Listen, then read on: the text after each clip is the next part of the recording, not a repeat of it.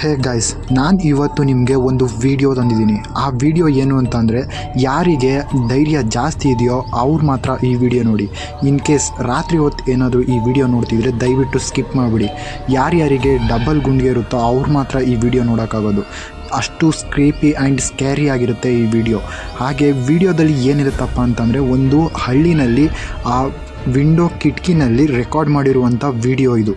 ಈ ವಿಡಿಯೋ ಯಾವುದಪ್ಪ ಅಂತಂದರೆ, ಈಗ ವಿಡಿಯೋ ತುಂಬ ಕ್ರೀಪಿಯಾಗಿರುತ್ತೆ ಗೈಸ್. ಇನ್ ಕೇಸ್ ಯಾರಾದರೂ ರಾತ್ರಿ ಹೊತ್ತು ಈ ವಿಡಿಯೋ ನೋಡ್ತಿರೋ ದಯವಿಟ್ಟು ಸ್ಕಿಪ್ ಮಾಡಿಬಿಡಿ.